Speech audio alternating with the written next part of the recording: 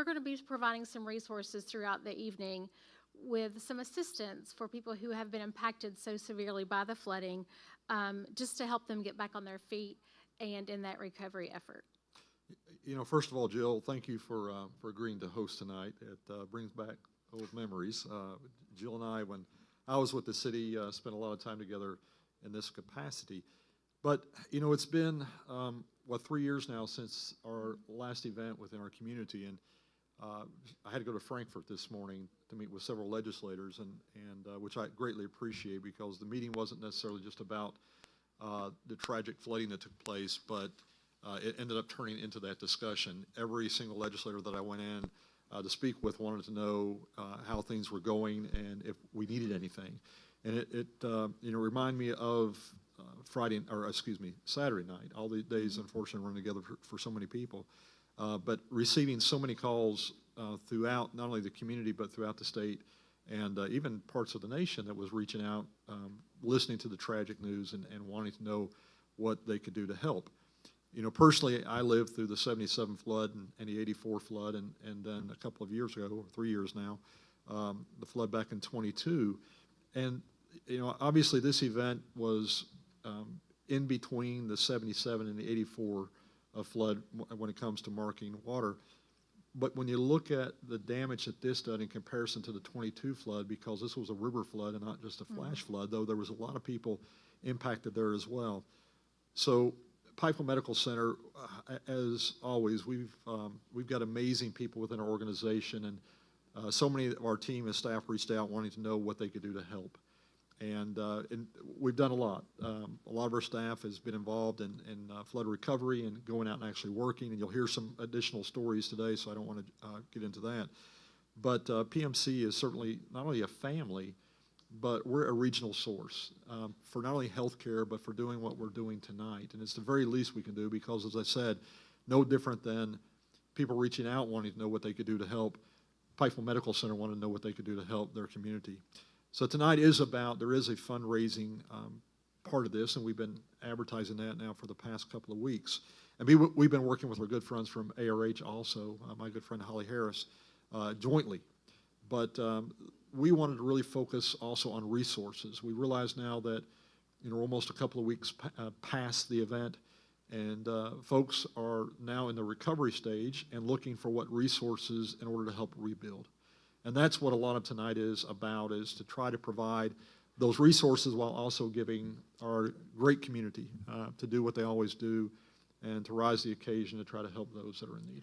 So we're not alone in this building tonight. We have friends that have been with us on different telethons and informational events.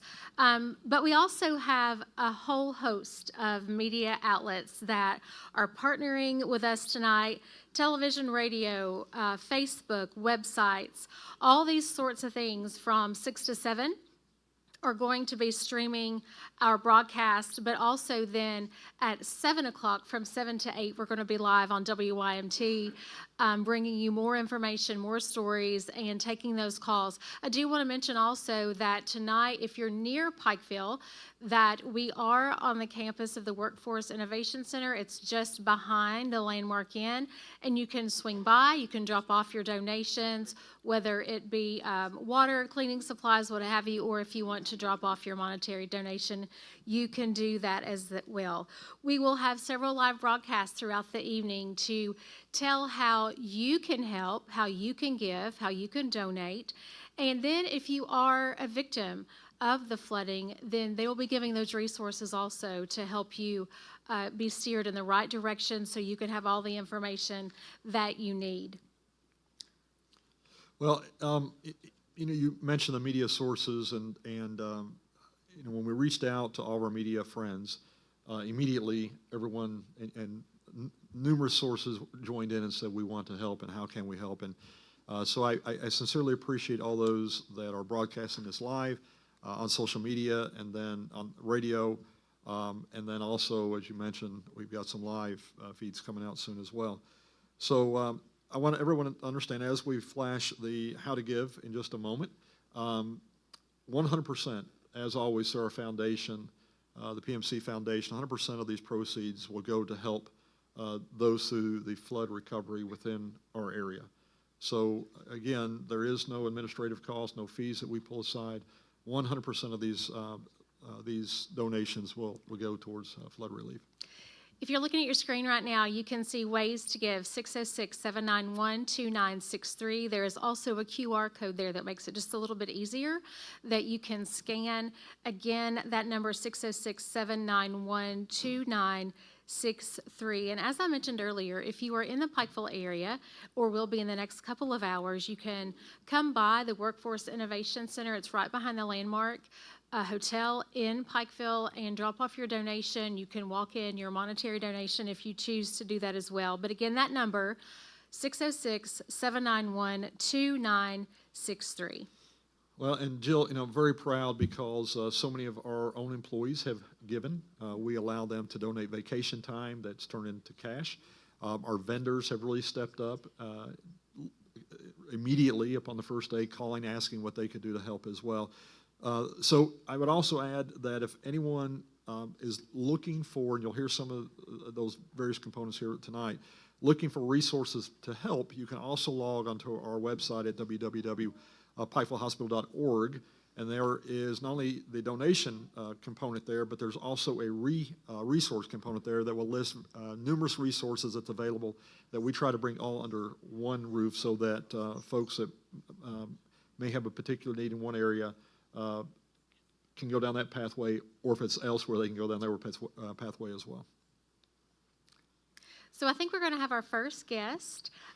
You mentioned how your employees give. Someone who has covered a great deal of flooding over the course of her lifetime, especially the last 10 years, is your employee now, Shannon Deskins.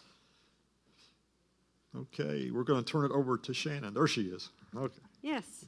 Thank you guys so much. And yeah, it has been a crazy couple of weeks where we're dealing with another disaster. But one thing we've proven year after year for as long as we can remember is that we overcome adversity. We're tough mountain people.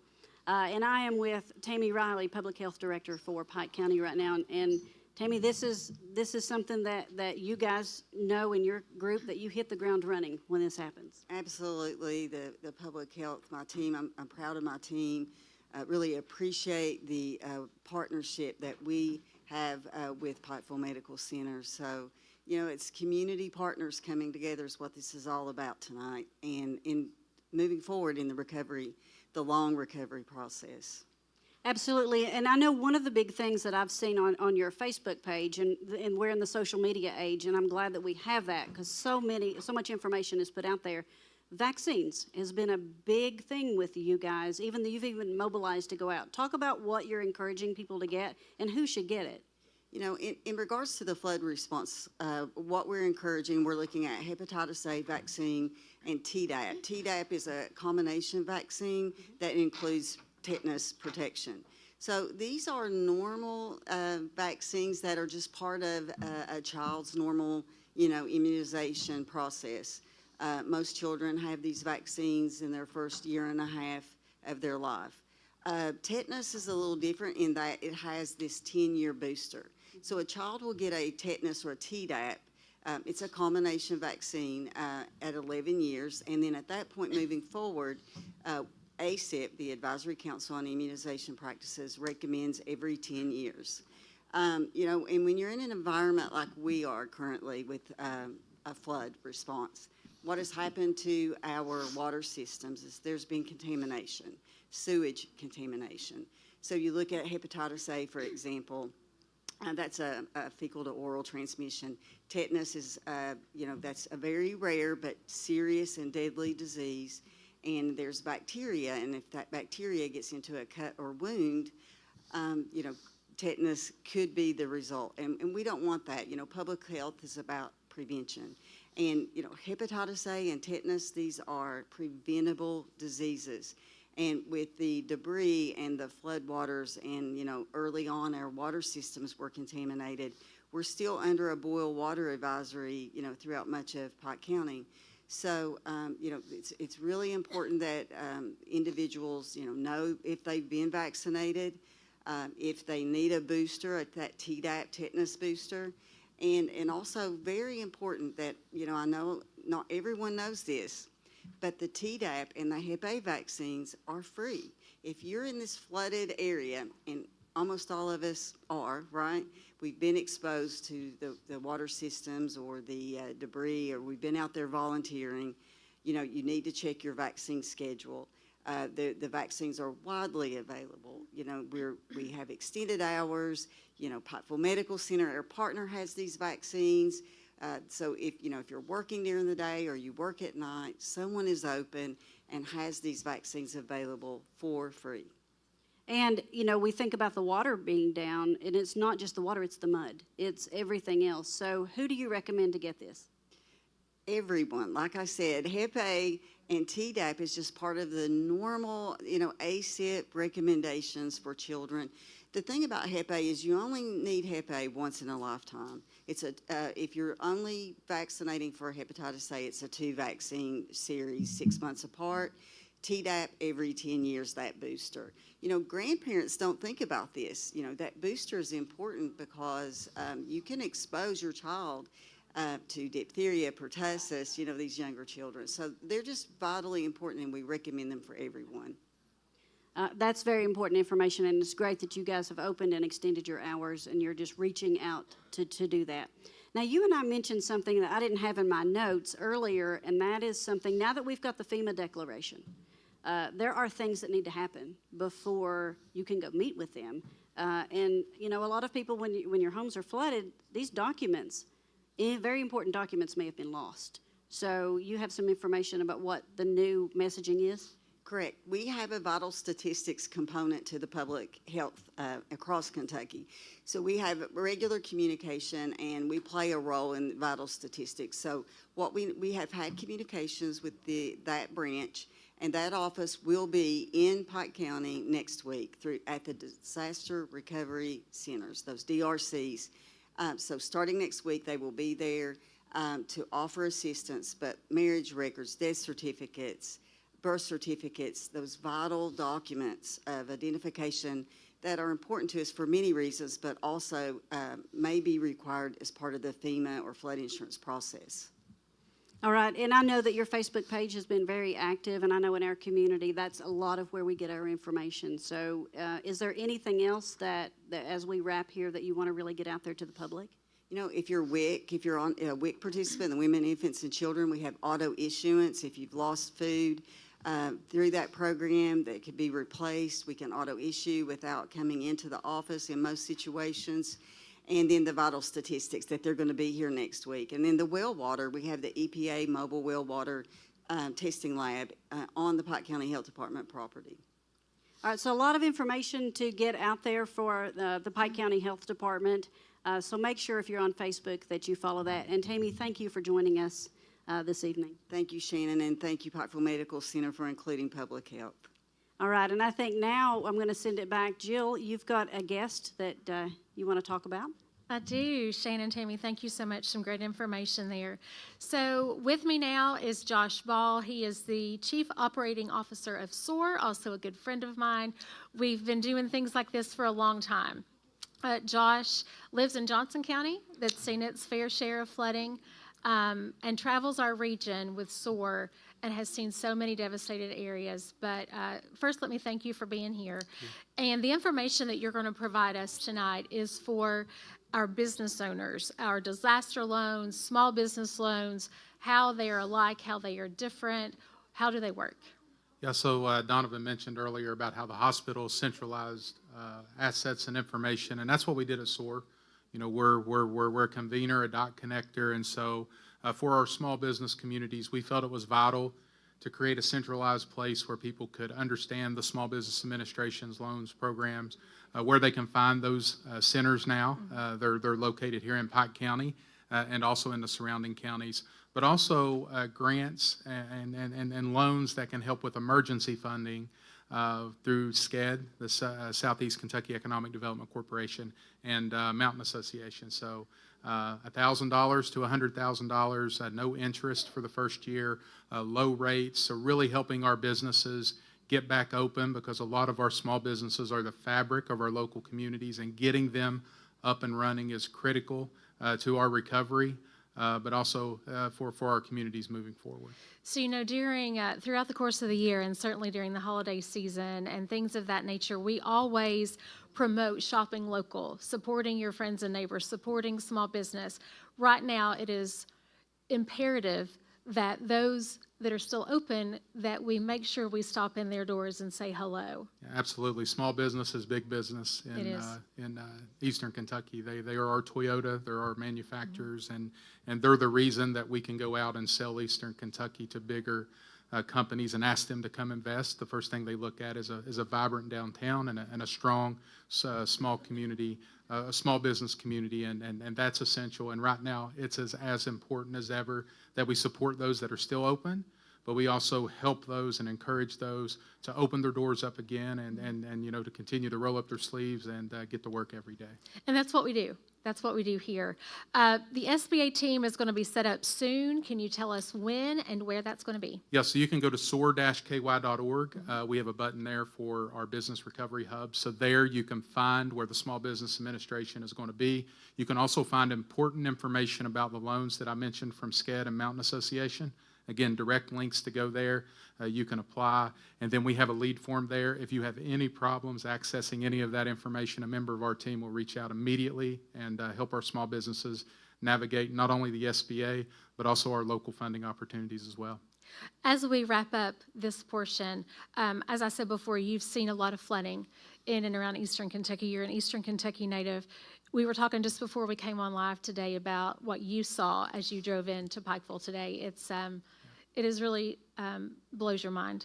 Pictures and drone footage really doesn't do it justice, but there's a bigger story in this, and I think when the waters rise, our people rise, and I think this is just another chapter in the history of Eastern Kentucky where we are showing the country that we don't give up. When something happens, we roll up our sleeves, we lean on one another, and we find a way to the brighter tomorrow. And that's what we'll do again and again, because that's just who we are. We're not taught that. It's just ingrained in our culture. And this is just another punch, but we don't get knocked down. We always get back up. And things like this is critically important because it's going to take all of us. The need is important now, but 30, 60, 90 days, 6 months, a year from now, people are still going to be rebuilding their lives. And it's important that we do everything we can to help our neighbors. I've had a couple of different entities who are here with boots on the ground helping out tell me that it's a marathon, not a sprint. And I think we all need to be very mindful of that. It's not going to go away quickly, but it will go away eventually, and we'll recover. Absolutely. I oftentimes like to write. I'm a writer, and I said, as we look at the wreckage, that's not our story. And then I think it's important to remember that while that's what we're seeing now, the bigger part of this story is what we're doing tonight and what we're going to do in the weeks and months and years to come to help us rebuild and to become bigger and better because of it. Absolutely. Josh Ball with SOAR. Thank you so much for being here. I know your phone lines are open. The website is there with all the information that our businesses need, and thank you so much for what you do. Thank you. Josh Ball. So now we're going to go to the phone lines. We mentioned earlier that we are taking donations tonight, either at the front door, if those are cases of water, cleaning supplies, things that people will need to begin their lives again. But we also are going to do some fundraising tonight, and Carly Lambert with the PMC Foundation is here with us tonight, and she is with some wonderful Pikeville Medical Center employees and volunteers tonight. Thank you, Jill, and thank you so much, Josh, too. We are so appreciative of our partnership with SOAR, and you were right when you said small businesses are vital to our community, and those resources will make a big difference whenever they're trying to rebuild. So as Jill said, I'm here with some of our awesome volunteers. These are all PMC employees who have volunteered their time to be here, and so they are taking our calls. They're going to be taking your donations. So you can call in at 606-791-2963, or if you'd rather give online, you can visit our website, www.pikevillehospital.org. And there's really a lot of ways to get involved. Like Jill said, you can come around. We're here. We're reporting live from the Workforce Innovation Center behind the Landmark Hotel. So stop by and see us and bring a donation in person. And I would like to remind everyone that the foundation is a 501c3 nonprofit, so all of your donations are tax deductible. And as Donovan mentioned earlier, 100% of those funds will be going back to our community. So I'd like to send it back up to Donovan and Jill. Carly, thank you so much. And like I said before, these are all Pikeville Medical Center employees that are volunteering their time tonight. You did mention earlier that you've had several employees, Donovan, that have donated vacation time that turns into money. Right. So with that, I think that's just an incredible opportunity for your staff. But as we look out into the community and we see different groups stepping up and doing things, we have had so many people from out of our area that have come in to offer assistance, that have used our student volunteers throughout Pikeville, and so many different people that they just said, hey, do you want to help? And they come and they help. So we're really thankful for your employees tonight and the way that they're donating their time. You know, extremely proud. And you know, our healthcare industry was labeled during the pandemic as healthcare heroes. And this event was another example of that. Everybody has their story, and it's not to belittle anybody else's whatever tragedy that they went through or what they've experienced, because I know our community is certainly hurting, and we want to be there. Together we rise is our motto, so we, as a spin-off of that, Together we rebuild is what we kind of focused around when setting up this telethon. Again, looking at resources. If you look at the night of the event, you know, we had our annual heart ball planned that night, and decided to cancel it just for the standpoint of the safety of the guests coming in the community. At that time, they were forecasting the river to peak at a certain point, and it continued to go up and up that night. But during that night, we saw our employees that a lot of them that were going to be impacted by the flood stayed at work to ensure that their patients, once again, was at their top priority, or is their top priority. But not only stayed, we had some employees, Jill, that were there for 3 days that couldn't go home because where they lived was flooded. So again, to continue to contribute to not only their patients, but also to contribute in a way to help their community.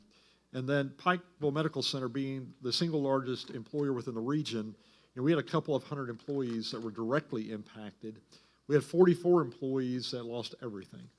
And so that, again, hits not only close to home. I know there's so many stories of that throughout our community, but again, that's one reason why PMC, we felt the need to step forward to make sure that what resources were out there were available and accessible. So as we continue to rebuild and to plan our lives, that we can certainly move forward, help them move forward, while also having our employees to be part of this. Absolutely. So let's show everyone the number again, if we can, that they can call tonight to donate. There's also a QR code that you will see on your screen at the moment. The ways to give, 606-791-2963. Also, you can go to pikevillehospital.org. All different kinds of flooding information is there, and information on how you can donate.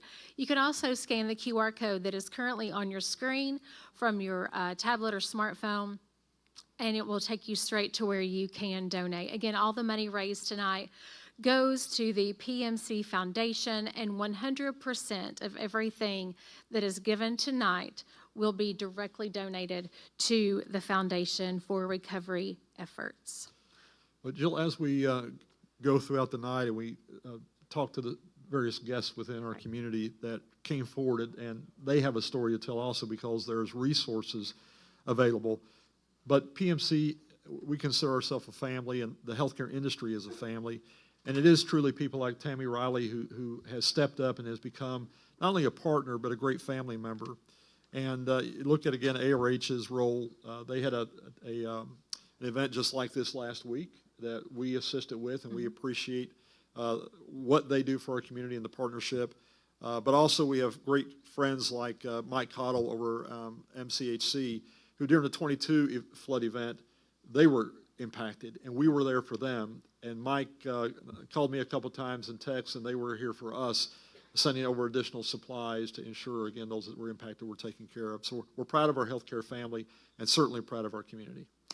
We are, and as you mentioned, we have a lot of guests and friends that are going to be joining us tonight to tell about the resources within the area and ways that you can help or that you can get assistance. Shannon is with us once again. She is standing by with a very special guest. I am Jill. Thank you very much. And I love the fact that we're doing the fundraising component tonight. But I'm like with our whole group. I love the fact that we're getting the information out about the resources, because it's so easy to feel lost when you've lost everything. And I've got Sandy Penix here with me, and you're with Pike County Relief Services. So first of all, thank you for joining us. And give me like an overview real quick of what you guys have been doing. Sure. So Pike County Relief Services, we were born out of the July 22 flood. And basically, we started as a Pike County long-term recovery group, and we've been in place working with flood survivors throughout, and then this happened. So we're so thankful that we were still in place. And so basically what we do normally is long-term recovery, working with resources. Right now, my role and our role as a team has been connecting resources, people calling in, people getting on our website and saying, hey, I lost my dentures in the flood, or hey, I need this, or just different things you wouldn't even think of. Right. So we're trying to help respond to that and other things that come up that people may not even know about. And you guys are very hands-on, and you know where the boots on the ground are. Every morning since this has happened, there's been an emergency operations center meeting, and you're very vital in that. So if they come in and say, like I've heard recently, there's a need for empty propane tanks. So you meet with a group, and you put an order in. Yes, so I'm actually part of the Kentucky VOAD. It's a wonderful group. I meet every night at 7 o'clock. I'm going to miss that tonight, but I already put in our order. But it is the group of volunteers on disaster relief, and it's a huge number of charitable organizations that want to help. And so every night we go on and we say, here's the new needs. Pike County, we need propane. No, now we need squeegees. No, now we need generators. No, we don't need generators. So it changes from day to day, but it's just been a wonderful opportunity to help with that connection. And the big thing that's been in the news lately is the fact that we've got the FEMA declaration and things are happening. Flood relief happens in stages. You've got different things that happen, and now there are a lot of things that people need to think about. So let's talk about, there are things like the first things you need to do before you ever meet with a FEMA rep. Yes, of course. You know, and I think Tammy touched on that earlier. Tammy Bradley, our lovely, wonderful Pike County Health Department Director. There's a lot of documents that you're going to need to bring, and there is a website, and you can get online with FEMA and actually view those documents. But there are things, you know, just to prove who you are, where you live, and you want to just, you know, you don't want to just walk in. You want to take a look at that. And there should be a lot of information on our Facebook page, and of course, Pike County Emergency is sharing that as well. But we want to make sure people know, go in if you would like to the Pikeville Library, 7 a.m. to 7 p.m., 7 days a week. That started this morning. And you can go in there. They're located on the 3rd floor. This is located at 126. I think it's Lee Avenue. Lee Avenue. I think what we're all saying is next to Burger King in Pikeville. So if you want to go in there, they also have Red Cross, and they also have the SBA there for businesses, because we know they have been affected very heavily in our area. So we want to make sure they have that as well. Right, so I think we've got some information on your screen, the Pike County Library, and then the Belfry Branch Library also. And that's 7 days a week from 7 in the morning till 7 in the evening. The Belfry Branch is simply just a DRC, yeah. But the Pikeville, where you can go for 7 a.m. to 7 p.m. And when Nee gets here, our wonderful emergency manager, because let me just tell you, it changes from day to day. And I think there were some changes even this morning. I think you and I talked about that earlier. So he can give you the direct, but this is where we need to go. And I think real quickly, we've got one more screen that we want to put up there about what you need to do before you ever go meet with a FEMA rep. Take photos. I think that's super important. Take pictures. Go ahead and get started mucking it out. The longer you wait, the harder it is to clean it out. Make a list of your damaged items. If you have insurance, you do have to file a claim. Yes. And you can apply online, or go visit the person. Yes. And you know, the judge is suggesting, and we are suggesting too, if you can, it's much easier to go in person because you can get everything settled in one time. So, yeah. But one other thing we want to mention is the crisis cleanup. This is such an important thing. Real quick, crisis cleanup. This is for mucking, debris, and tree removal. All of our volunteer organizations like Samaritan's Purse are coming in and looking at this list of families that are in need, and they're responding. We have a large group coming in this week from a church, and it is 606-268-0896. And all of those volunteer organizations, there's 148 families in there now. We want there to be more because that number will close next Friday, March the 7th. Okay, and real quick, I know Pike County Relief Services, you have a Facebook page. Are you sharing a lot of this information? Yes, we have a Facebook page. I'm oversharing probably, but no. You can go to our Facebook page. You can go to our website, pikecountyreliefservices.org. There's all kinds of information there as well. Thank you very much. And as Sandy said, things are changing daily, if not by the hour. And we're going to have guests throughout the night. You've already seen some. So we've got lots of information that we're going to be bringing your way. Some information that Pikeville Medical Center put out recently was about, we talked about documents, but what if you lost your medication? And I think Jill has someone now who can help us with that information. Absolutely, Sandy Shannon. Thank you so much. So yes, one of the things that people often lose during tragic events like this is their medications. They don't have time to leave their homes, and they're worried about their families, so they forget those vital things that they need to help them live or to be healthier. So Tabitha Hamilton is here from the PMC Pharmacy. Tabitha, thank you for taking the time to be with us tonight. So she is the director of the outpatient and specialty pharmacies at Pikeville Medical Center, and we know, Tabitha, how important that medication is. And like I said, a lot of times that's not what people think about first when they're trying to get their families and their loved ones out of a home. So what can be done about their medications that they may be without? So patients can't go without these medications. So all they really need to do is call us or come see us, and we will get the information that we need to get them taken care of. So if you have your prescription bottles, you can bring that. We'll use those labels to get them taken care of. If you don't have that, most people at some point have been to the hospital, so we can look in the EHR and get your medication list. And if that's not possible, we'll contact your doctor. And as a last resort, we can take the patient's, word of their medication list and get it from that. Absolutely. Governor Beshear last week issued an executive order that allows pharmacists to do that.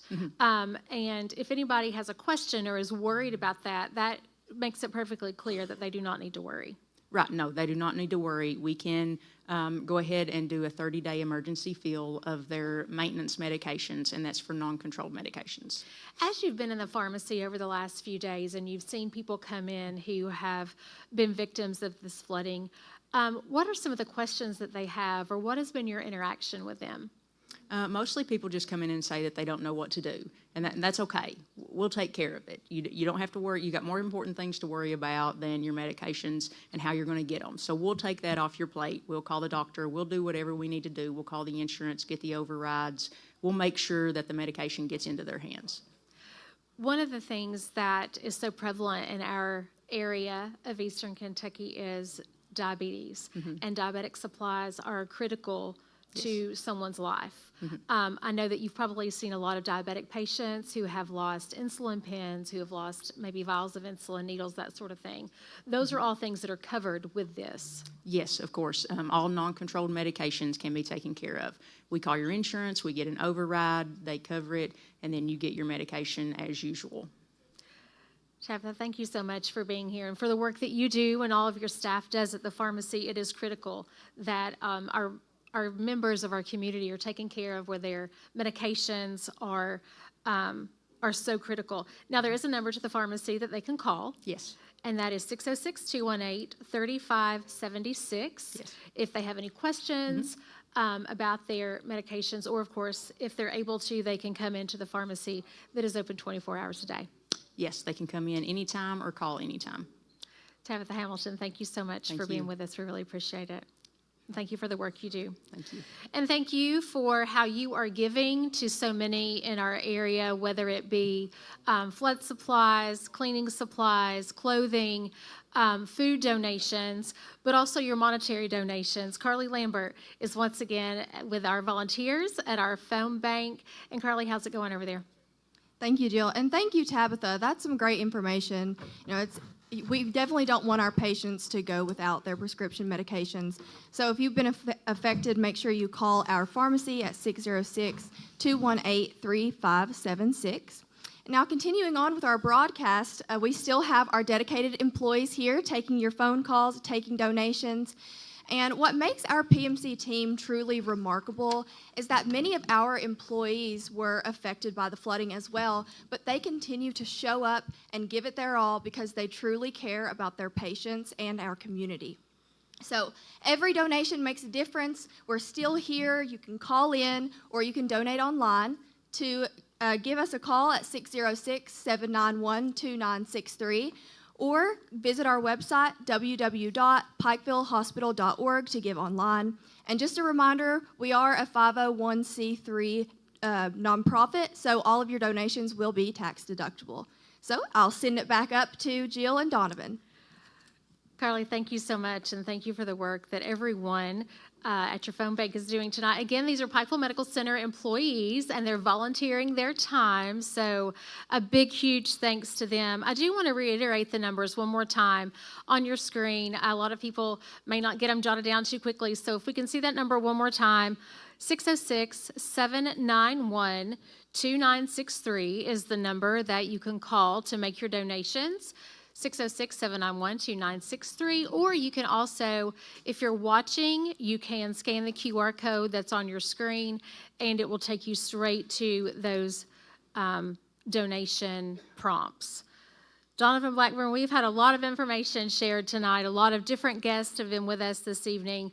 And I just want to reiterate the importance of calling or stopping by the PMC pharmacy and speaking to Tabitha, or one of her pharmacists there, one of her employees, about the critical importance of making sure you take your medications during this time, that you do not try to skip, that you do not think, we'll just go a couple days without it. That's not what we want at all. No, absolutely not. As a matter of fact, it's extremely important you stay on that regimen, and we've made it easy.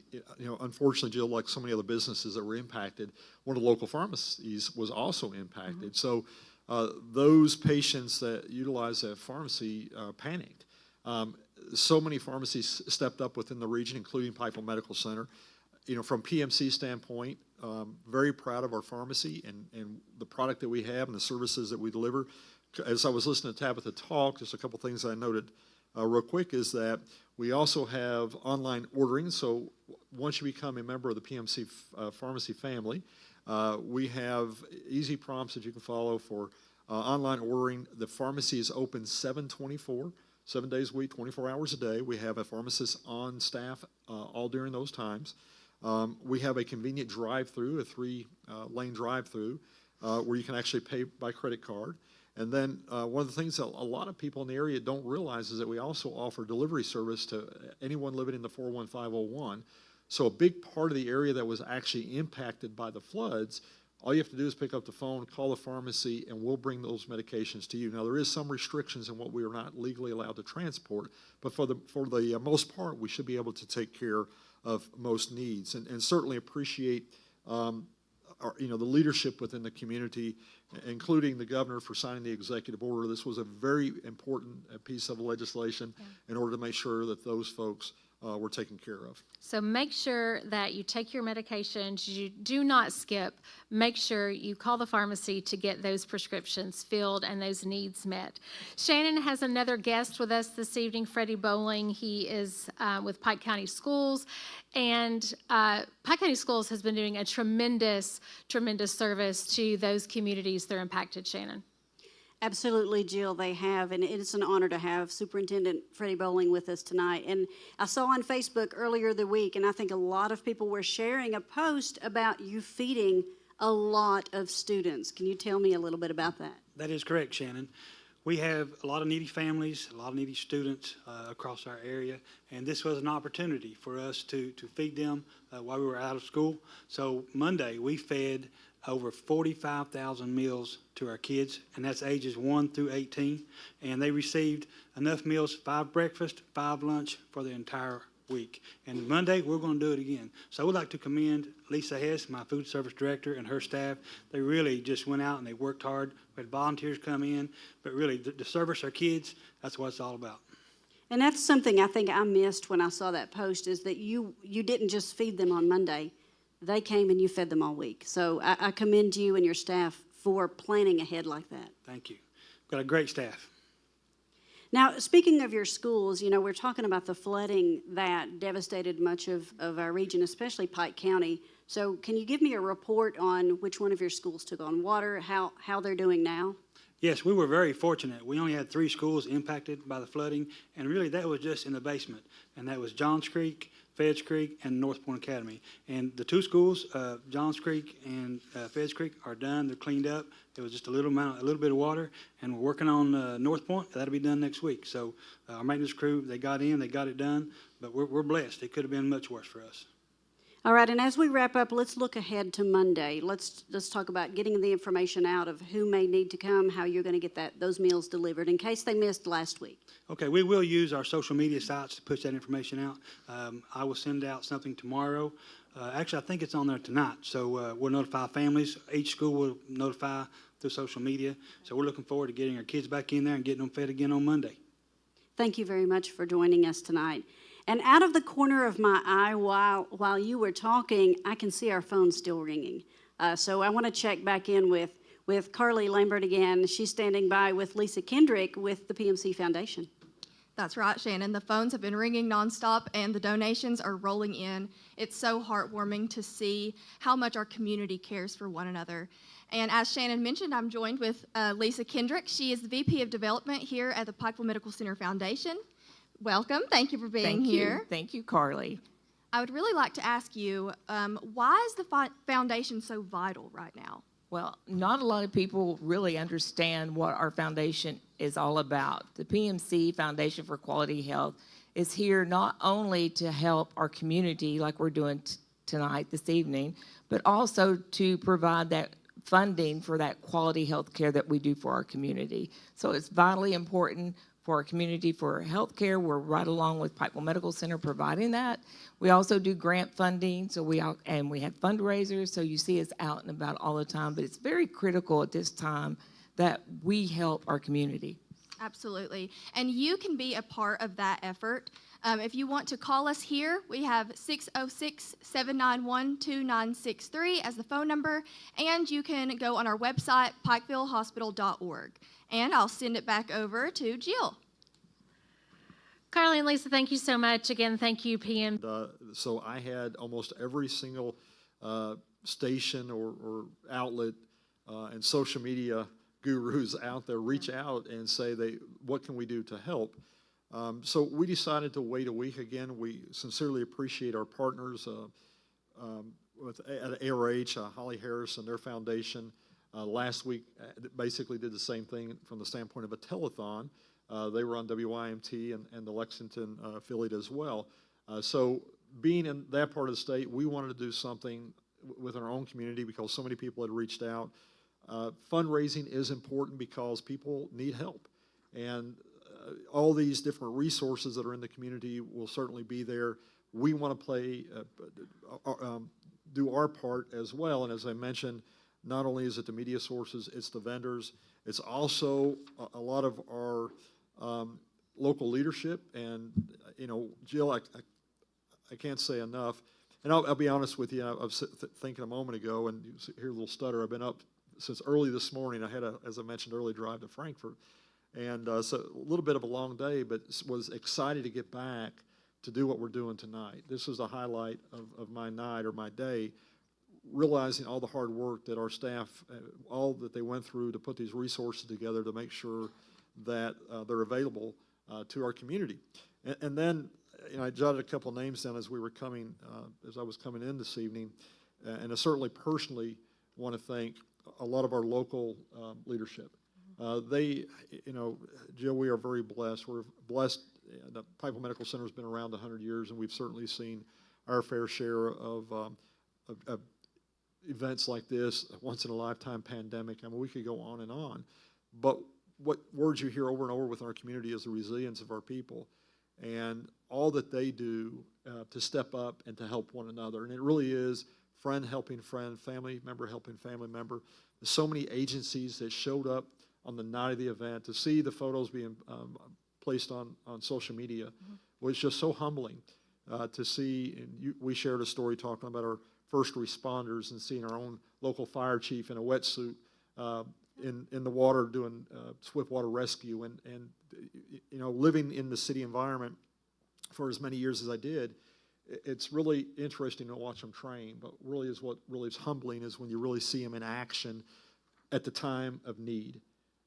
So many photos, you just can't help to be overwhelmed.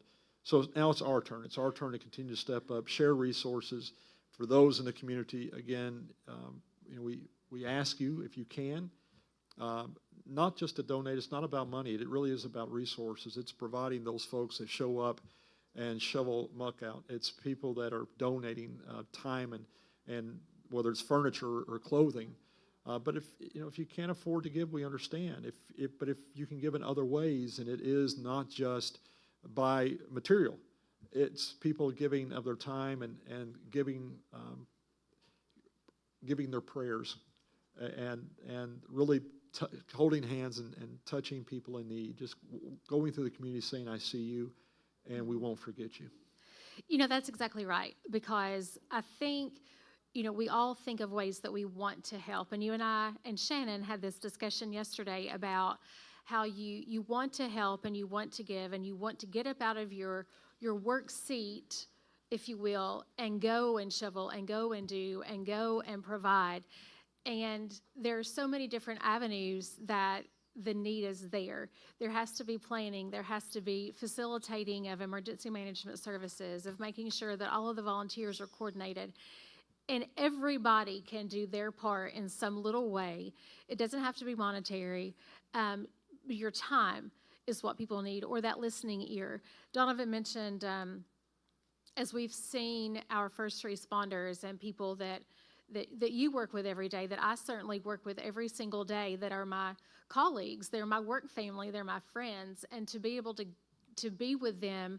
It was about 2 o'clock last Sunday morning, or Sunday before last, that I saw them jump into a lifeboat and float across or swim across, several of them did, to rescue people in the Lakeview community of Pikeville, which is right behind Walmart. If you're not familiar with the Pikeville area, that entire area, there was no way in and there was no way out except by boat. Absolutely. Or if you were rescued by one of our Swiftwater Rescue team members, to see your friends doing that in their element and their capacity brings a whole nother appreciation for what they do and what they train for. They train to never have to do it, but they train because they will do it at some point. And I can't think of a better transition than to join Shannon again than with someone who has seen so much over the last several days and who has been right in the thick of things every night, every morning. I don't know when he has slept. I don't know when he has had a moment to catch his breath, but we are so appreciative of Nee Jackson and the work that he does with Pike County Emergency Management. And I just think it's a wonderful opportunity tonight to hear from him. I know that he just came straight in from a meeting to join us, so we really appreciate him. Shannon. Thank you, Jill. And we did get Nee here, and we only have him for just a few minutes. So trying to decide what in the world you're going to say to the man with all this knowledge, I don't know. But Nee, something you said in one of the EOC meetings, I don't know if it was earlier last week or early this week, that just ripped my heart out and made me realize the extent of what we're dealing with, was the number of people who had to be rescued last Saturday night. Yes, we throughout the county rescued over 600 people, which is over 1% of our population.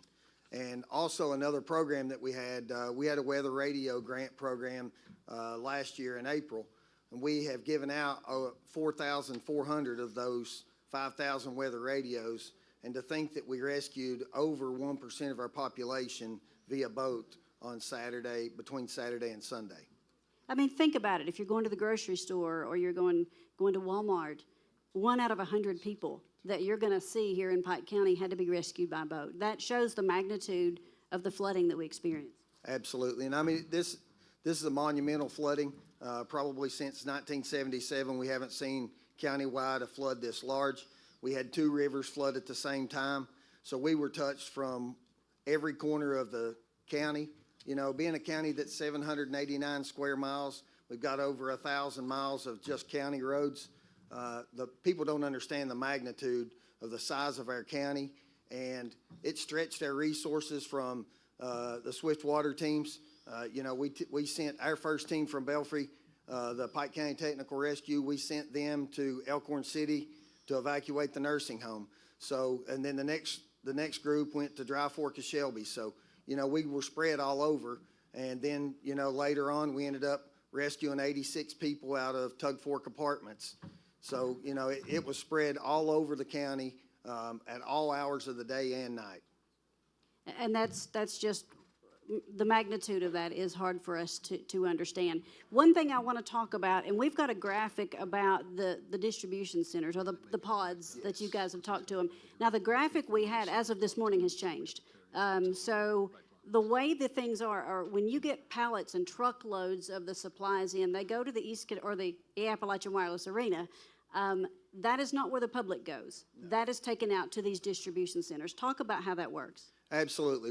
We primarily use most of our fire departments as our points of distribution, and we started out with 19 points of distribution. We're down to 14 as of this afternoon, and we shared that on our Facebook page. I've sent it out to some of the local media outlets, so please share that. A lot of these places, for instance, they were doing water only. They weren't affected by the flooding itself. So as the boil water advisories have lifted, that's allowed a lot of these places to start scaling down their operations. So, and the response is amazing, how things have happened. Like, I know, I just asked you if we still needed propane tanks. Earlier in the week, we needed propane tanks, and you said that need has been filled for the most part. It has, but looking at the forecast for the weekend, Saturday night, we're supposed to be at about 22 degrees for the low. Sunday night, we're supposed to be down to about 20 degrees for the low. So that need may arise again. So, you know, don't let your guard down. There's still cold weather to come. And as you know, if you don't like the weather, just give it a minute. It'll change. And we have certainly seen that over the past 10 days or so since this flooding has taken place.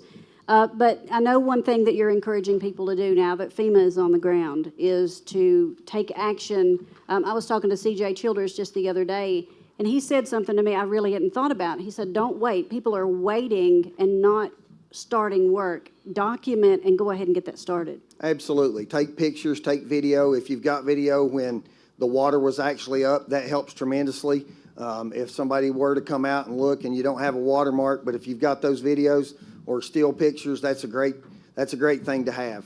So a lot of people videoed their homes on the inside prior to for their insurance companies and stuff.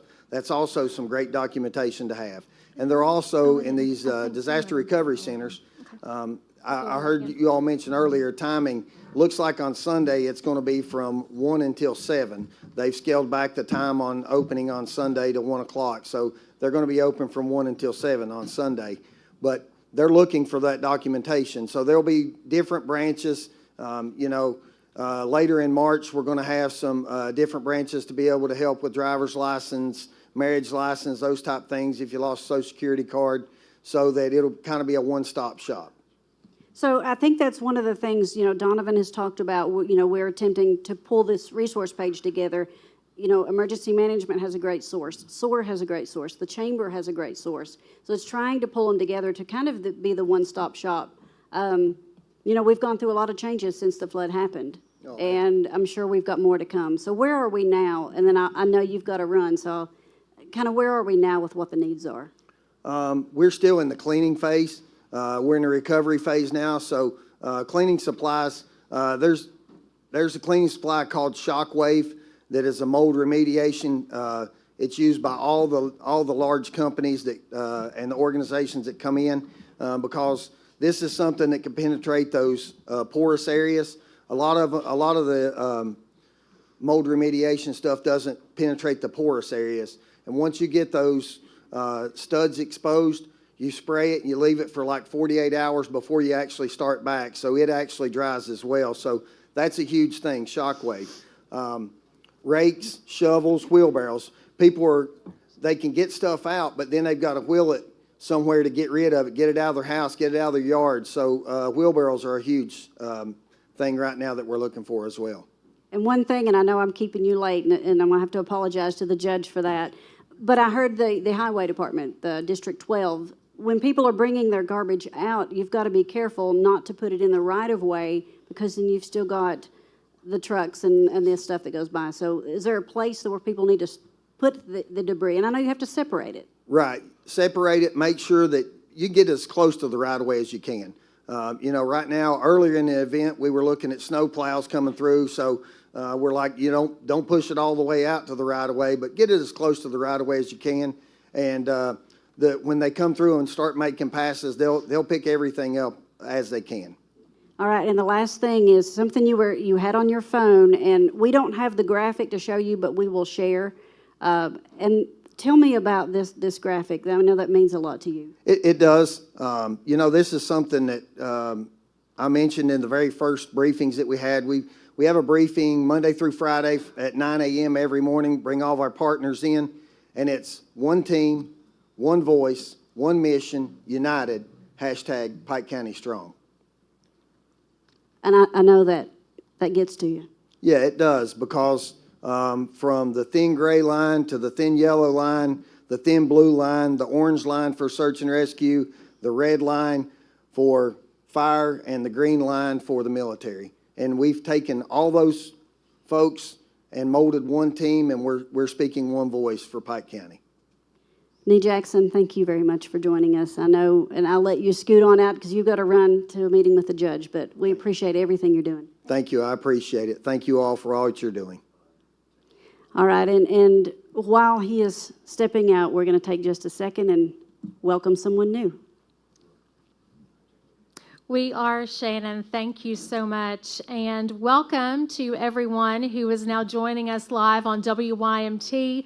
We appreciate your time and you taking just a moment to be with us this evening. My name is Jill Dotson. I am with the city of Pikeville, and I'm coming to you tonight with my friend Donovan Blackburn, who is the president and CEO of Pikeville Medical Center, as we help our friends and neighbors and those in our community who have been so heavily impacted by the recent flooding in eastern Kentucky. There are so many people and so many lives who have been touched, and so many who are in need tonight. And we're here tonight to provide those resources and to raise some funds to make sure that the recovery process goes just a little bit easier. We're going to be live right here on WYMT and across many of our streaming media partners, radio broadcasts throughout the region. Donovan Blackburn, it has already been a wonderful hour of hearing stories, of hearing resources, of hearing so many different ways that people can give, that people have given, but also how we can continue to help. This recovery effort is not going to be short-lived. This will take months to years to completely rebuild and to get back what was taken away so quickly just a few days ago. So again, thank you for joining us. We hope that you are able to stick with us for the next hour as we give some wonderful and vital information about how you can help in the recovery effort, some resources that if you are a victim of the flooding that you can reach out to. FEMA is now on the ground in Pike County. There are so many different organizations that we're going to hear from. Samaritan's Purse is one of those organizations, and several other people that have been so impactful over the last few days. Certainly tonight, we're going to thank our PMC employees and volunteers this evening as they're working our phone bank to take care of donations that you call in. You can also call 606-791-2963 to make those donations. And if you're in the Pikeville area and you would like to donate anything like cleaning supplies, water, blankets, dehumidifiers, generators, anything like that that you want to donate, we can take those here at the Workforce Innovation Center. We're located just behind the Landmark Hotel in Pikeville.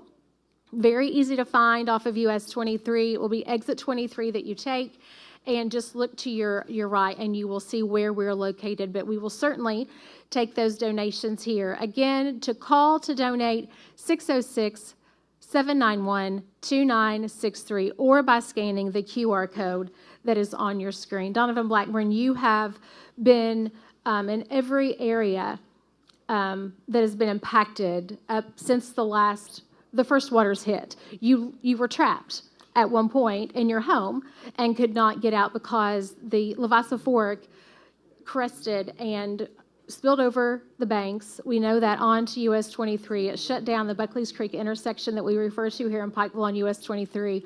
And that's something I never thought I would see. I stood in the middle of US 23 on Sunday morning at 7:30 in awe and could not believe what I was seeing. You know, Jill, it was surreal. And, you know, we know a lot of people in our community are struggling. We have employees, I mentioned earlier in the broadcast, that are struggling. Over 44 employees that lost everything, over 200 that were impacted directly. So many of our businesses up and down 23 and up several hollows and in various counties were all impacted, different than the 22 event, which was a significant event, flash flooding compared to a river flood, which, as it came up to your point, being trapped is surreal. But also, when you start looking on social media, seeing people wading through knee-deep water and then up to their waist and then up to their chest, and people being rescued, you know, now's the time that we need to step up for those folks.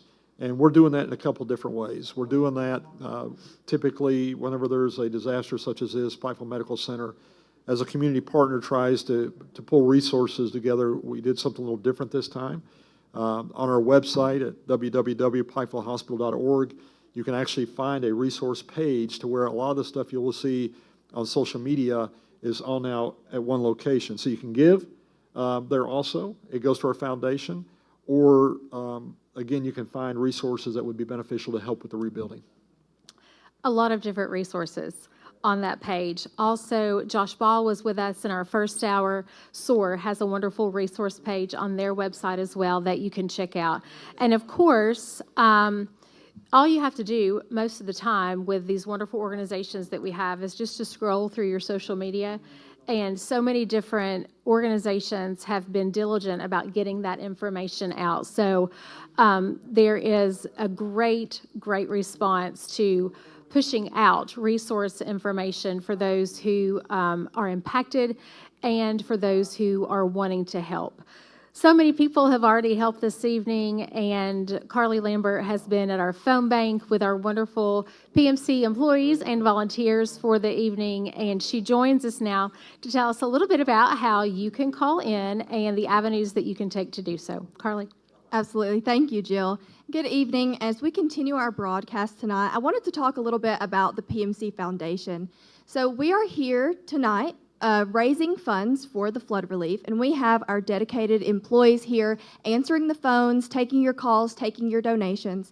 And as we know, families lost everything and they're struggling to recover, and the PMC Foundation wants them to know that we are here for you. 100% of all the money raised tonight and in our flood relief fund goes back to the community. So you can call in here tonight, 606-791-2963, or if you'd rather give online, that website is www.pikevillehospital.org, and I think you'll probably see a QR code on your screen at some point during the broadcast as well. So next up, I'm going to send us on over to Shannon and our good friends at ARH. Thank you, Carly. And this is one of those guests that you wouldn't have expected to be on our broadcast tonight. But we're going to clear up some rumors. We were just standing here talking. So I actually have Angie Bailey and Rocky Massey with me, and you guys are with the ARH Foundation. I know that's a longer name, but you can tell me a little bit about what you guys do and why you're here tonight.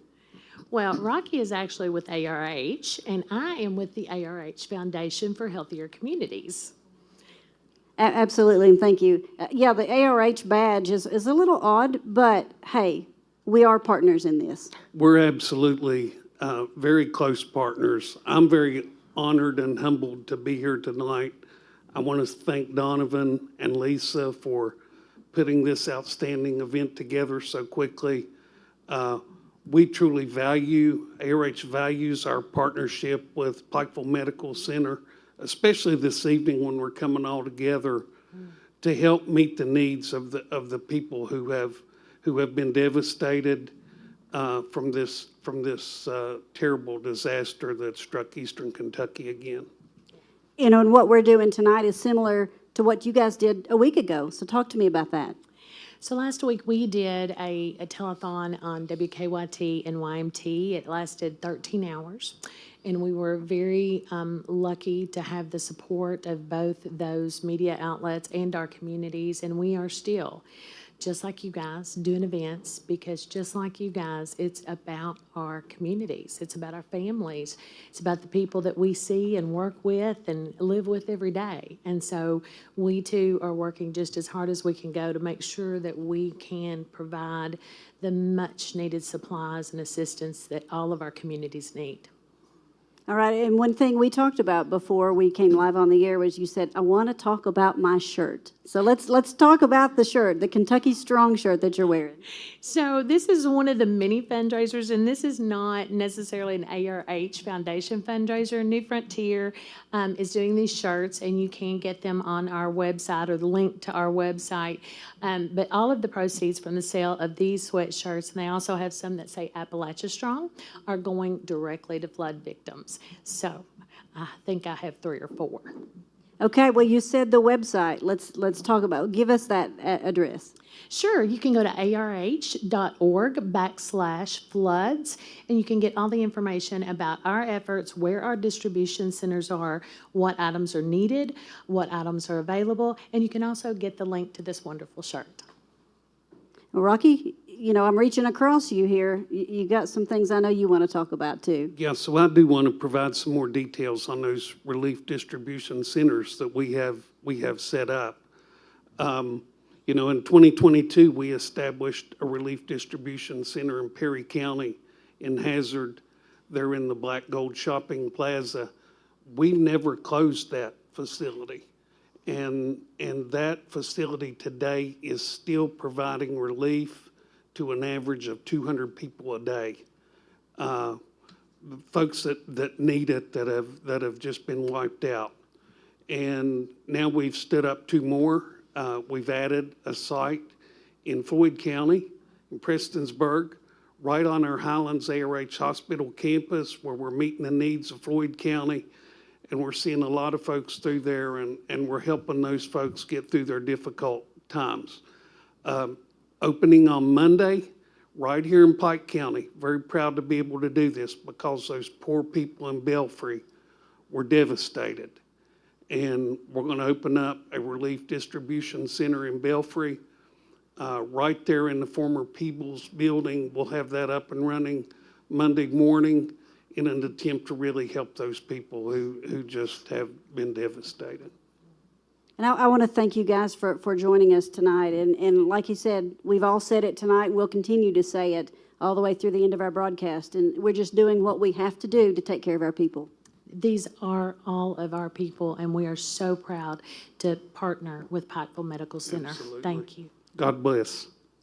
And thank you guys so much. And like we said, it's all about gathering those resource information and getting it out there to the public. You can't help the public if they don't know what's available. So, Carly, I'm going to send it back over to you one more time and check on those phones one more time. Awesome. Thank you, Shannon. And yeah, that partnership really just serves as a testament to the type of people here in Eastern Kentucky. We come together to help our neighbors no matter what. So we're here with our PMC and PMC Foundation team. They are taking your calls and taking donations. And you can call that number, 606-791-2963, and give your donation. No matter how big or small, every dollar makes a difference. There's also a QR code that will come up on your screen every now and then, so feel free to scan that. And you could also visit our website, www.pikevillehospital.org, or call in here. I think we're getting some calls now. So call in at 606-791-2963, and I will send it back up to Jill. Carly, I love when immediately when you say that number, you see everybody in unison picking up their phone. So that's exactly what we want. We appreciate you so much. By calling that number, scanning the QR code that you will see throughout the evening on your screen, every bit of that money that you donate tonight will go directly 100% to flood victims and recovery efforts in Eastern Kentucky. Donovan, how was it to see your friends from ARH here in this building tonight? This is great, and Jill, again, Shannon kind of alluded to the fact that people see us as competitors, but we're not. We're friends. Healthcare is a family. And, realize that ARH and Pikeville Medical Center work hand in hand in so many different ways. Holly Harris, my counterpart with ARH, she is a dear, dear friend. We talk at least a couple of times a week in ways that we can work together to help impact the healthcare needs for the communities that we both serve. So very appreciative of not only ARH, but ARH Foundation. Rocky's a great friend. He's a great guy. The entire ARH team are absolutely phenomenal. And Angie working with Lisa with our foundation has worked hand in hand. As a matter of fact, not only did we participate last week in their event, but we have another event that both foundations are working on to where, again, 100% of the proceeds will go to help our flood victims. But, it's hard to really put into words when you look across the aisle and you see a friend and they've got their hand out willing to help. And that's what ARH, if you look back at what happened in 22, a big area, which we're over in Whitesburg, we have a great specialty clinic and a clinic over there as well. Again, a great partnership with the ARH hospital over in Whitesburg, but that was the area in 22 that was mostly impacted, Neon and Jenkins and Whitesburg, et cetera. So, during that time, we reached our hand out as much as we possibly could. And during this time, though, a lot of ARHs, as Rocky mentioned, over in the Belfry area, we've got a clinic. Referrals go back and forth. We make sure that patients, whether they're routed to ARH or whether they're routed to PMC, it's about making sure they have the best care. But one of the first calls that I received during the floods was from my counterpart, Holly Harris.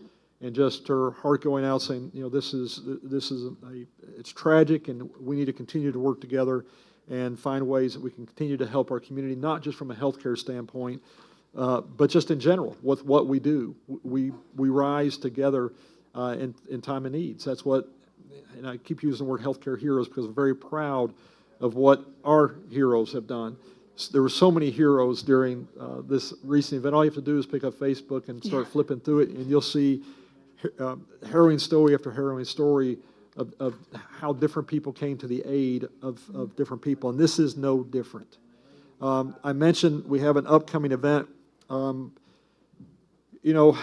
Every year we have our annual fundraising event, which is mainly driven by our vendors. Our vendors contribute money. This year it went to our autism center, as it did last year. During the night of the flood, on Saturday night when the rains came down, was our annual event. So we had spent over a week preparing with our vendors and our setup team to get the expo center ready. Because we canceled the event, we had a lot of food, so we sent the food all over to our staff at the hospital that had spent the night. But we also, part of that event is we have a table auction. And so we had multiple vendors within the community that had contributed some really, really nice auction items. We were able to save those auction items. We were going to use them next year. But as ARH reached out, we said, well, how about they made mention that we do an online auction together. I said the timing is great because we have all these wonderful items, and I'm sure that those who contributed would be more than happy to give for this event. We called each donor, and without a doubt, they said, absolutely, we support that 100%. So, we encourage everybody out there that, again, if you can't give today, because the event was last week, maybe tomorrow, maybe next week, when you see the online auction, the website will still be up. So it's not just about giving today, and it's not just about giving monetarily, as we mentioned earlier. It's about giving time, giving your heart, your compassion, your prayer, all the things this community needs to be able to heal and to rise and to rebuild. That's a wonderful way to put it, to continue to rise and rebuild.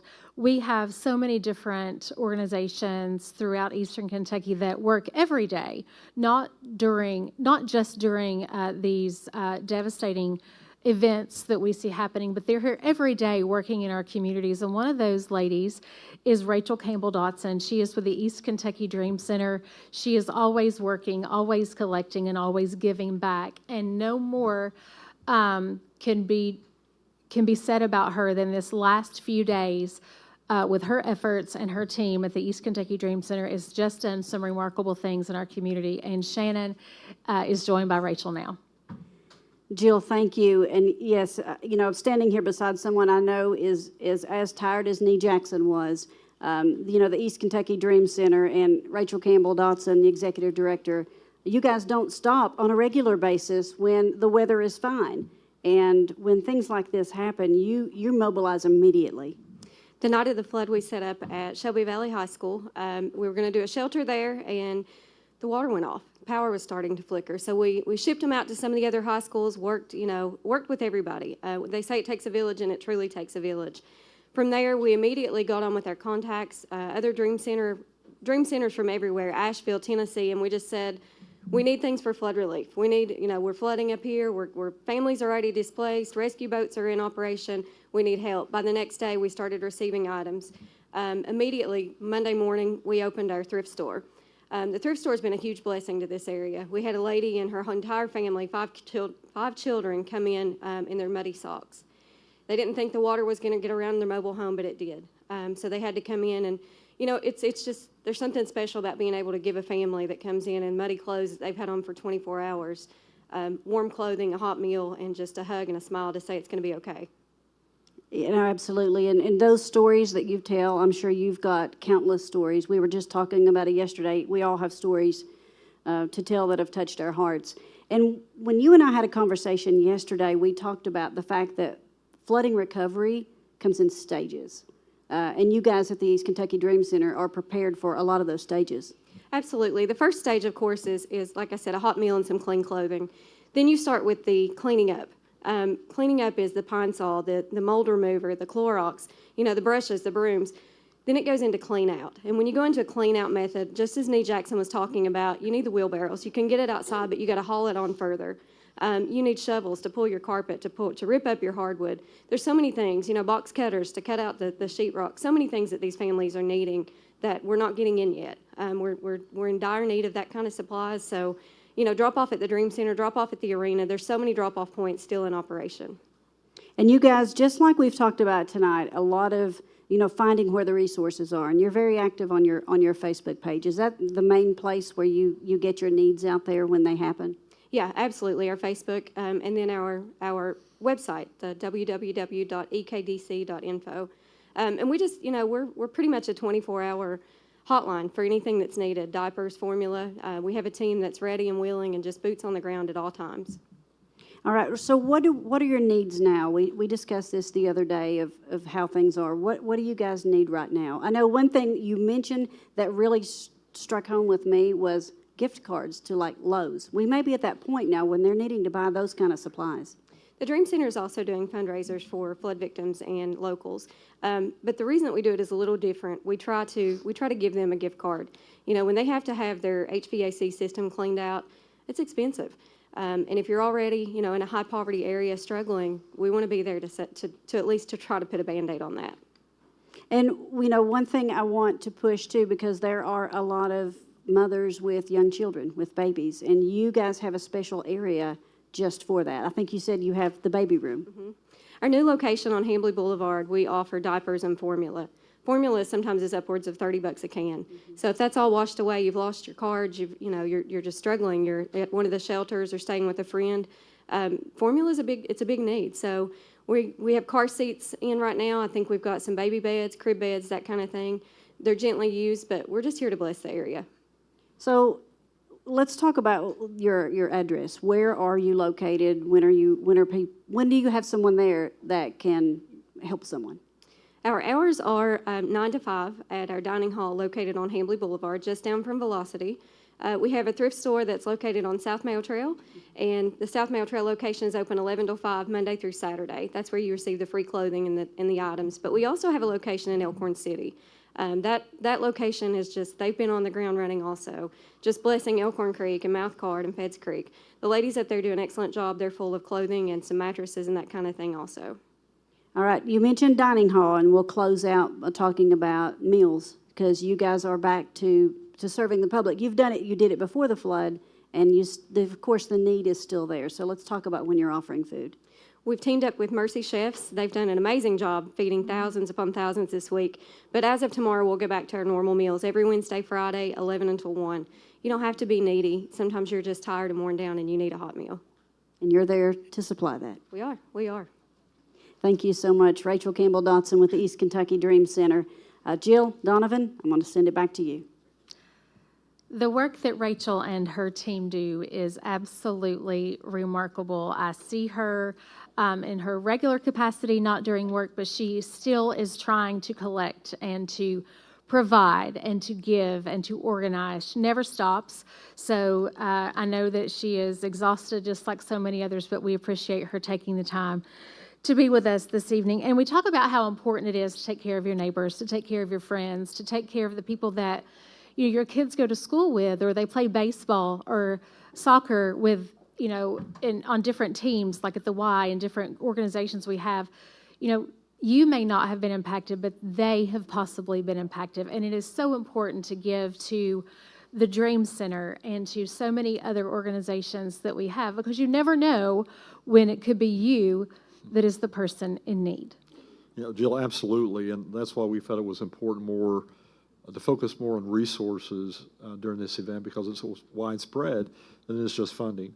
As the declaration was declared and as FEMA has rolled in, and the resources that will become available, whether it's through insurance or FEMA or other opportunities for hopefully some subsidies or some funding, there's basic needs that need to be met right now. And to your point, Rachel talked about somebody coming in with socks, in muddy socks. And there was I saw a Facebook posting of somebody just asking for basic needs like, a child's undergarments that was in desperate need. The things you don't really think about, we're really traditionally focused on getting rid of the muck and getting the debris out of the whatever's been flooded. But it goes beyond that. It's the human toll that it really impacts. And we see that every single day as part of as a hospital. We see, unfortunately, a lot of folks at their worst time. People that are ill, sick, have disease. But you don't see that so widespread on Facebook day after day, minute after minute, when something like this really impacts our community. So now that it's out there, there's an opportunity for the community to really step up and continue to help. And we want to help. I was looking, we've got a resource page.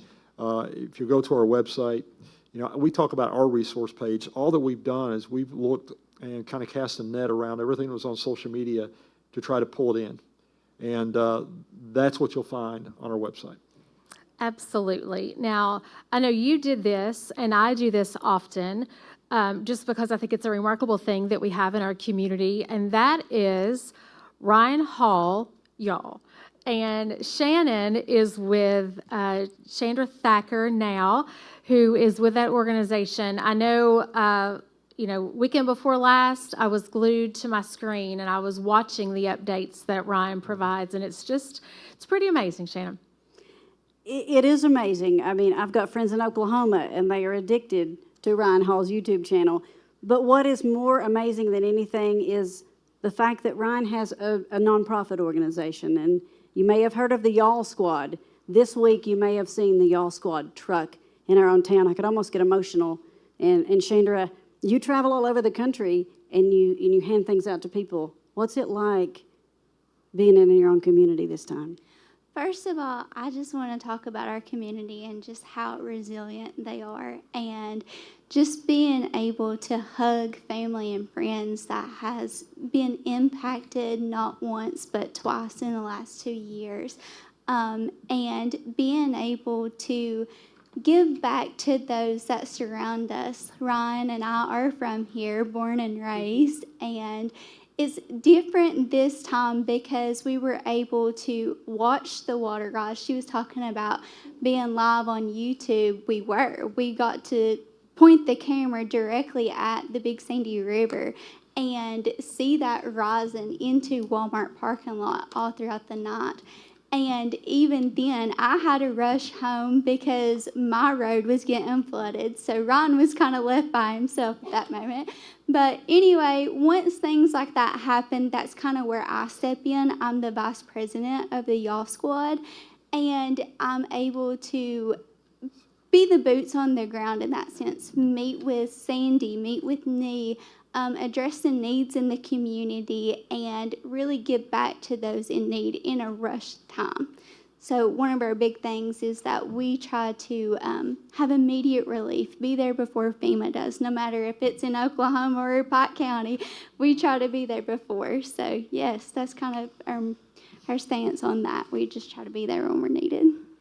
You know, and the number that I saw Ryan post on Facebook the other day is that you guys, you didn't have to deliver because it's here, 135,000 plus. Talk to me about that. Isn't that crazy? Like over the whole live stream, Ryan was able to raise over $135,000, and we were able to put that money directly back into our community, whether it was supplies or monetary donations or even helping families. So, And as we close here, one of the things that you said to me was you were able to take 3 families and do something you've never done before with these 3 families. absolutely. Oh my gosh, I have chills even thinking about it, like hearing it just then. So for the first time ever, we were able to house 3 families for a whole year in Airbnbs.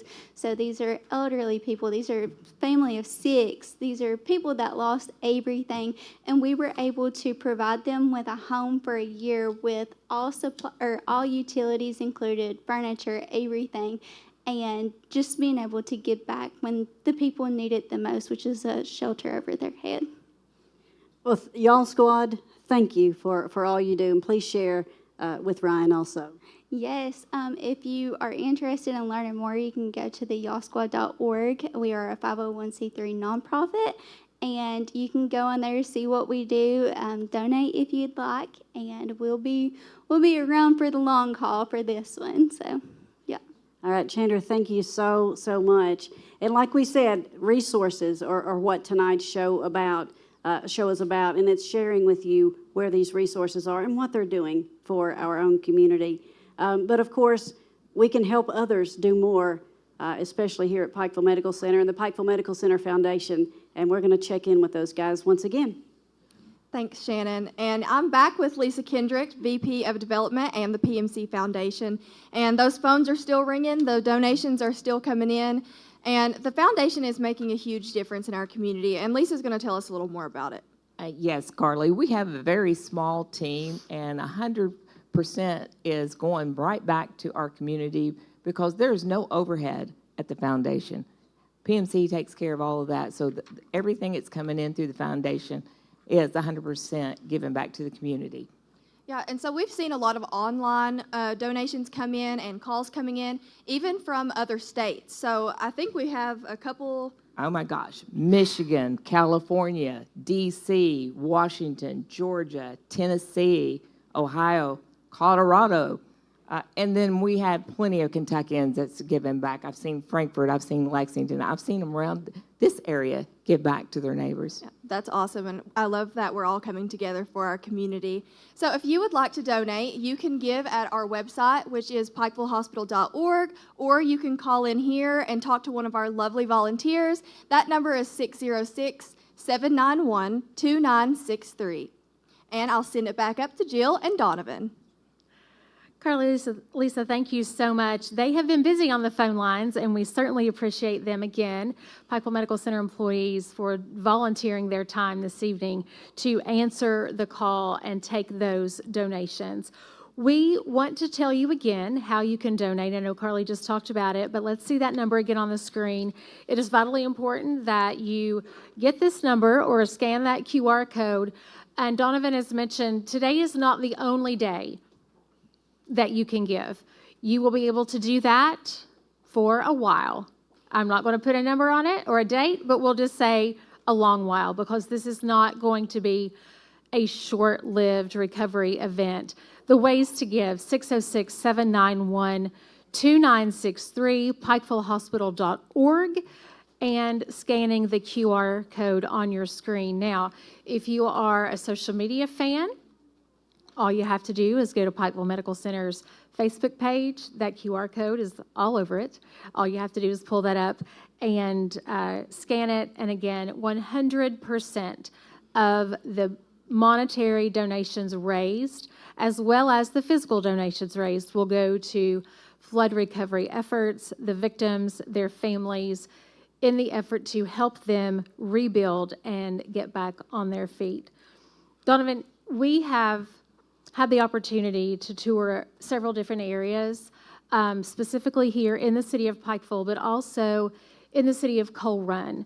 If you come into Pikeville to shop a lot, you travel south on US 23, or if you're coming from the south, you'll travel north to Coal Run. Such a heavily impacted area, places that we shop in every day, every week. We pass by there. Your employees, your 3,000 plus employees come from all over the region. They'll travel through Coal Run, probably. It is just something that you can't imagine the devastation until you're there. No, you absolutely can. As a matter of fact, a couple of our employees that lost everything were in that neighborhood in Coal Run. And it is certainly surreal. As I mentioned earlier, on my way to Frankfort this morning, driving through and seeing all the debris sitting out. One of my neighbors and a dear friend who also cuts my hairs, salon is down there, and to see the damage and the devastation. And I had just been there the week before, and then now to see all the debris sitting in front of their salon just absolutely breaks your heart. The day of the event or the day after, during that night, I was out about 3 o'clock in the morning because our urgent care is right on the river, monitoring it to see where the floodwaters was coming up. My son lives over in the Kill Edition, right on the river. So like every other family, we were watching the river and also taking care of business. And then we got up the next morning, went home, got up the next morning at 6 o'clock and came back out. And to realize you're trapped. I live right behind Walmart. My neighbor, by the way, is Ryan Hall. So as I came off the hill and realized that I couldn't get on Cassidy, you couldn't get on Thompson's Road because all the property had been flooded around us. There was about 3 or 4 of us driving around, including Ryan. So Ryan Hall was out taking pictures and sharing it on social media, as was I, just trying to give our board an update. So again, it's just a surreal environment and event that occurred. People need resources. They need money, obviously, to help rebuild. But again, Jill, I want to put a heavy emphasis is that if you're looking, we have a resource page, and I keep mentioning it because it's really important. Whether you're looking just for general information, whether you're looking for healthcare needs, FEMA needs, housing needs, legal assistance, utility assistance, cleanup resources, you can find all that in one location now. A lot of what SOAR is also advertising, we've got there a lot of websites also on our website, so they will allow you to get to their websites also for that additional information. So if you need help, we want you to log on. Also on that same website, you can also give, and to your point, typically our foundation page is up all year. Those dollars usually go to things like the AVA Center. This year, for the entire rest of the year, those funds will be dedicated towards, all funds that come in will be dedicated towards this flood event. Amazing. Absolutely remarkable what our small community can do in the time of need. Brenda Gooslin is one of the most respected realtors in Eastern Kentucky. She has also toured the areas and has some wonderful information and resources for us tonight, and she is with Shannon now. Thank you, Jill. And yes, Brenda Gooslin is a familiar face when it comes to real estate here in Eastern Kentucky, but tonight you're representing East Kentucky Realtors and the state. So talk to me about your role, first of all, there, and welcome for joining us. Okay. So I am a past president of the Eastern Kentucky Association of Realtors, and our jurisdiction is 13 counties, starting in Wolfe County, going to Harlan County. I have been president 6 times, of the Eastern Kentucky Association of Realtors. I'm presently a director, state at large, for the Kentucky Realtors. And the reason why I'm here is that we've got a situation where if you will go to our Facebook page, Kentucky Realtors, and we can actually we have a link there and a QR code that you can go to if you are a flood victim, and you can get up to $1,000 for a month's 1 month of housing. And also, so you can go right there. You can upload your ID, upload pictures of flooding. If you've been, if you own your own home, you upload a copy of your deed. Or if you've got a mortgage, you upload a copy of your mortgage statement. Or if you're leasing, upload a copy of that so that we've got documentation that shows us how much you're paying. And if you don't have you're actually renting from month to month, you can actually get your landlord to make a statement and sign that and upload that to us. So in 2022, the realtors, the Kentucky Realtors, National Realtors, we brought in approximately $1 million worth of aid to flood victims here in Eastern Kentucky. And on Tuesday, this last Tuesday, we had a realtor, Lee Brown, who is a great friend, who brought in a truckload to ARH. Tomorrow, we have 2 truckloads coming in, one to Eastern Kentucky, which will be brought to ARH there in Prestonsburg, and Eastern Kentucky Realtors and Ashland Board of Realtors will be there to unload that. And we've got another one. So Josh Summers, our CEO, and our president, Barb Curtis, will be bringing those in. One load will be going to southeastern Kentucky. So, And that is amazing. And one thing I want to touch about, you said these are not low-interest loans. These are actually, you're going to write someone a check up to $1,000. And even though it's a realtor, as you think of being a homeowner, this, like you said, you could rent. Mm-hmm. So that is up to $1,000, right? Yes, yes. And so please go to Kentucky Realtors Facebook page and apply, because if you don't apply, you can't get it. And it is money that is coming to you. You will not have, you don't have to account for it. So please do so. It is for your housing. And thank you so much for joining us tonight and helping share the information. Again, we've said it all night. It's about the resources. And the deadline to apply for these grants that are coming out is April 30th. So make sure you get on there and do that. And let's check in with Carly, who's standing by one more time at their phones. Thank you, Shannon, and thank you, Brenda, for that great information. So we're coming into the last half hour, and our team is still here. They're taking calls. And even when this program ends, we know that it's a long-term effort, so we will still have that online website up, pikevillehospital.org. And Lisa is going to come back here in a little bit and tell us more about how to mail in.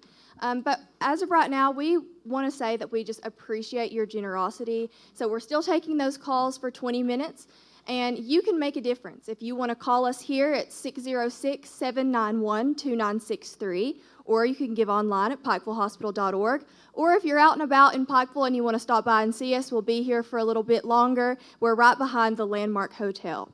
So thank you once again, and I will send it back up to Jill and Donovan. Carly, thank you. You all have been doing tremendous work throughout the evening answering those phones. I don't think that I've seen one moment tonight where not everyone has been on the phone, so that's really encouraging.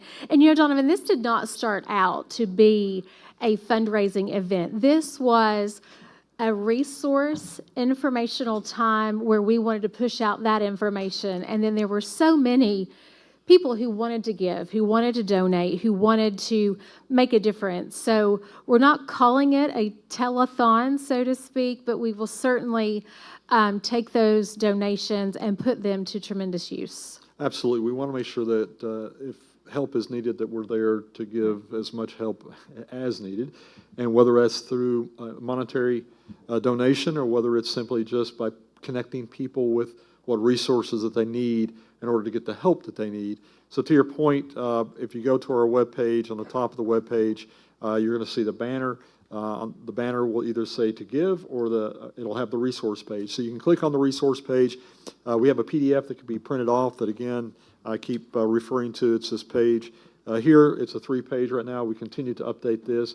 It has all the different websites that you can go to, or the contact names. It also has the various counties that were impacted with reference for their contacts as well, where you can get whether it's a shower, a hot meal, water supplies. Again, a lot of information for those that will need help. Absolutely, and I'm glad that you mentioned the different areas, because we know in Pikeville and Pike County and the surrounding area, particularly our Coal Run area that was so heavily impacted, those are just a couple of the areas that has seen such devastation. But let me tell you, if you have the opportunity to go out and to travel around and to see the different areas, it really is something to see, and will put things in perspective for you, for your family, for your children, to see what can happen in a very small amount of time. Not just here in Pike County, but our friends in Virginia, in the Grundy area, in Williamson, West Virginia, all the way up to Logan. It is just tremendous, the impact that this flood, as Denise said earlier, when you have 2 rivers that flood at the same time, not to mention the smaller tributaries that impact those rivers as well. It is just something that, quite frankly, is hard to wrap your mind around. So that is why we're doing this. This is why we have so many different resources and opportunities for you to give throughout our area, not just today and not just tomorrow, but in the weeks and the months and possibly the year to come. I can tell you that last week, we were right in the thick of things. The water had just started to crest when I got a phone call from someone that said, Samaritan's Purse will be in town at 6:30. Can you make it? I knew what Samaritan's Purse was. I knew the impact that they had with Operation Christmas Child and the shoe boxes that everyone is so familiar with. And I knew a little about the organization and their outreach that they did when tragic struck. I never imagined that within 24 hours of those waters starting to recede, that Tuesday afternoon, large tractor trailers would be pulling down Hamley Boulevard by police escort and into the parking lot of First Baptist Church to set up their operations center so they could start to help and to heal the people of Eastern Kentucky. I was fortunate enough that Tuesday afternoon to meet a wonderful person, and who I now call my friend. Her name is Jamie Kioshin, and she is the project manager here in Pikeville with Samaritan's Purse. She joins me now. I feel like I've seen you just about every day, but I had not seen you today yet. No, not yet. So, Jamie, thank you for being with us tonight. I know you're incredibly busy, and you are all over making sure that your teams and your volunteers are deployed, but I want to give you this time to explain to our viewers a little bit about what Samaritan's Purse is. Sure. Samaritan's Purse is an international organization. We work around the world, but also domestically. And as you have seen, we are here in Pikeville, Kentucky, wanting to help these people that have been flooded in their homes. It's not just today that you're going to be here, but you're the one that said to me, this is a marathon, not a sprint. This is not going to be quick. It is not going to be painless, but it will be impactful. And you're here until that last work order is filled. So talk about how people can call the number for Samaritan's Purse and how they can get on that work order list. Sure. If you are needing any sort of assistance due to the flood, you can call our number. It's 833-747-1234. And you would call and someone will answer your call and talk with you, talk through what has happened there with the flood. They want to listen to your story, and they'll be patient with you on the phone. But they'll get some information that we need to be able to fill the work order out. And as soon as that is accomplished, an assessor team will give you a call and come out, make that appointment, and come out and make an assessment of what needs to happen. And then later on, a team will come and visit and bring all the tools and bring an army of orange T-shirts to your home to help. So we have some video of the past few days that you have been here. It is incredible to see them go into a home, and when the homeowner is there and they're completely at a loss, your team goes in and they remove everything that is needed, the sheetrock, the flooring, the carpet. You see there, they're removing furniture and boards, and to stand back and to watch them in action, a team of volunteers, is just, it's so impactful. And certainly when they're in the homes of the people that I know and that I see every day, it hits home just a little bit closer. Yes, ma'am. We bring the team to that home and try to love on that homeowner. They're going through a lot. They are still, and you know this, they're still in shock. They really don't know where to turn. And so our people are there to come alongside of them and just be there for them, be that hands and feet of Jesus out in this community. There's also another group that is here providing prayer and comfort, and that is the Billy Graham ministry team that is with you all as well. Yes, ma'am. We also have the chaplains that go out with us, Billy Graham Evangelistic Association, rapid response team chaplains, and they are there for that emotional, spiritual support for the homeowners as well as our volunteers, just because of all the devastation that they're seeing and what the homeowners have gone through.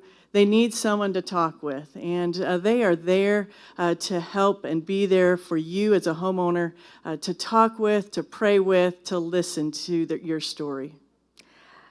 It has been my honor and my privilege to get to see your team start to work. And I can tell you that you've been to a lot of different deployments, I know. But to tell you that the people that I know whose homes you've been in, how impactful it is to them, how appreciative they are. And at the end of that time, you circle around them and you pray with them and you give them a Bible. That is something I didn't expect when I was at a friend's house watching this team work. But I can't imagine what a feeling it is for you to know what a difference your team is making in this part of Eastern Kentucky.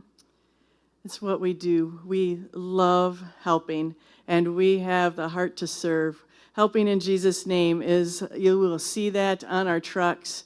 We are here to love on those homeowners. Let's give that number one more time that people can call if they need assistance. 833-747-1234. Jamie Kioshin, thank you so much for what you do. Thank you so much for your team and the impact that they're having in our community. It has just been tremendous, and we're so thankful and blessed by your efforts. Thank you for having me. Thank you for being here. It is one of those things that you never expect to happen in your community, that you never expect to be impacted. But in a blink of an eye, floodwaters can rise. They can impact your home in places that you never thought it was possible. That is what's happened here in Eastern Kentucky, and that is why we are here tonight doing a small part to provide resources to you, to give you information on how you can receive assistance, on information on how you can give to those family members and community members that have lost so much. You can do that by calling tonight. Carly is here with us one more time at the phone bank, that they are still going to take your call for about 9 more minutes, but not just tonight, tomorrow and in the weeks to come. Carly. Thank you, Jill. Yes, so we're coming up on the end of our program here, and I'm joined again by Lisa Kendrick, who is going to tell us a little bit more about how folks can stay in touch and stay involved with the flood relief efforts. Absolutely. Tonight's been phenomenal. Phones have been ringing. Actually, we've been watching online donations coming through. Again, it's phenomenal for what we're doing. But you can continue even past the 8 o'clock hour. You can visit our website. We have everything on one location at pikevillehospital.org.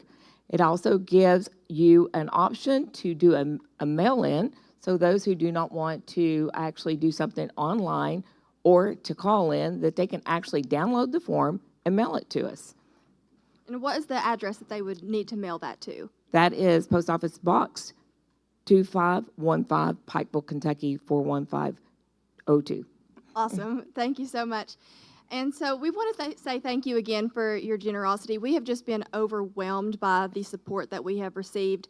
And so I'd like to say goodbye and thank you. For now. Goodbye for now. Please keep up with us and visit our website. And I'd like to send it back over to Jill and Donovan.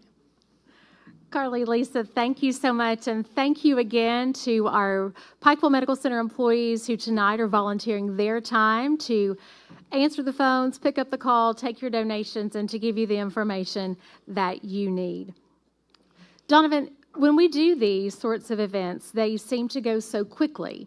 And we talked about this yesterday in our preparation time, that when you're asking for people to give, or you're telling people and providing information that they need, it's an impactful part of my day. It has been the favorite part of my day that I've had. And I've looked forward to this event. You know, we have done a lot of these over the years together, but never has it hit so hard, I don't think right here in our community, that we can drive along US 23 and see the impact go to any of our Facebook media outlets, anything like that, and see the impact from a picture standpoint.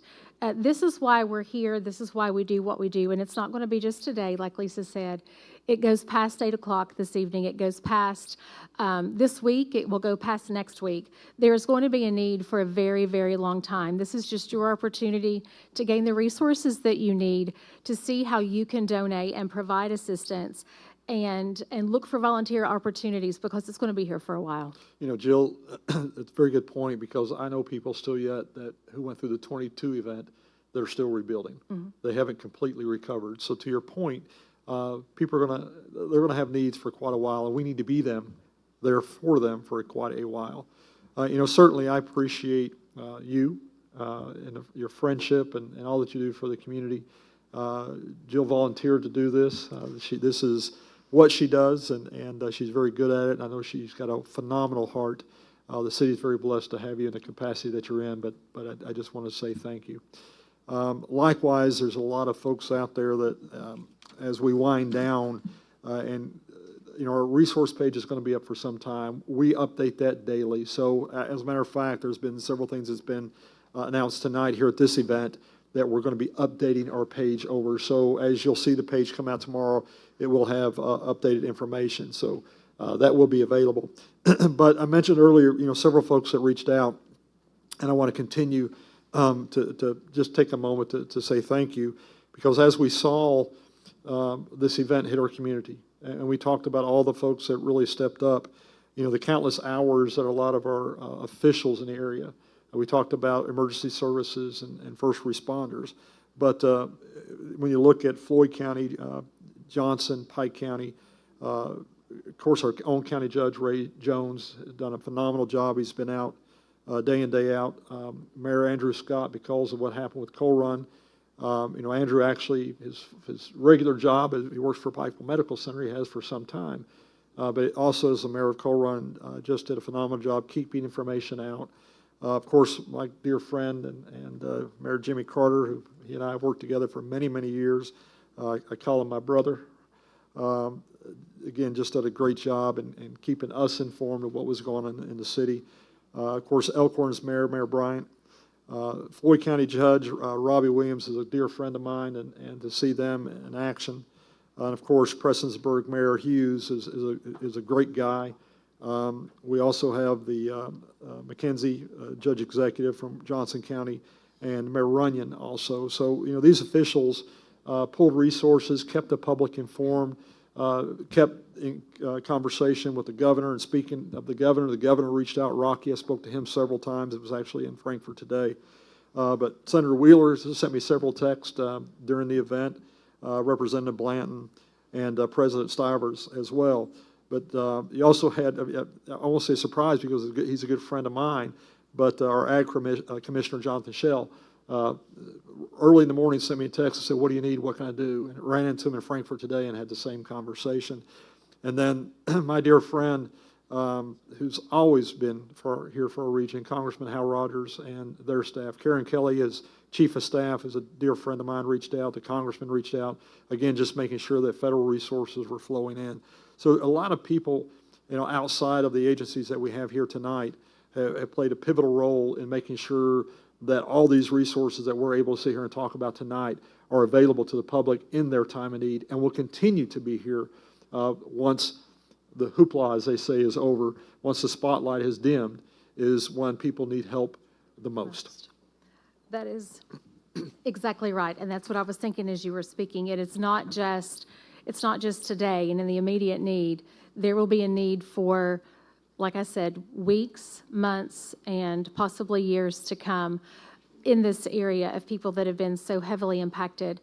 We do want to give the information one more time where you can call, the website that you can go to for resource information. And while we're looking at that screen that you see, 606-791-2963, or scanning that QR code, I do want to thank our media sponsors that gave of their airtime tonight to stream from 6 to 7 and then from 6 to 8 and then live here on WYMT. We appreciate your partnership more than you could ever know, because it is this region where our families live, our children grow, and we thrive here in Eastern Kentucky. So thank you for your effort in being our broadcast partner tonight. The last group of people that I want to thank tonight is someone that you see every day, is somebody that you see in the grocery store, at church, at work, just pass them on the street, or they may drive by you. But I would be remiss if I did not thank our first responders, our police, our fire, our water rescue teams, our EMS directors throughout Eastern Kentucky, Virginia, and West Virginia. On that night, when everything started happening, there were over 600 water rescues that took place that evening. That is more than 1% of Pike County's population.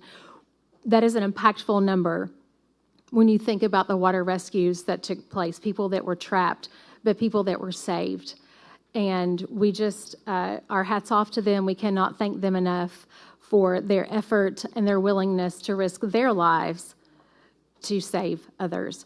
Donovan, it's been one of those, like I said, those evenings that it makes you thankful, it humbles you, and it gives you hope. Amen. And I'll close out with our motto here as part of our organization. Together we give, together we'll rebuild, together we'll pray, and together we will rise. Absolutely. We want to thank you all for joining us tonight, and we appreciate your support and your contributions more than you know. Have a good night.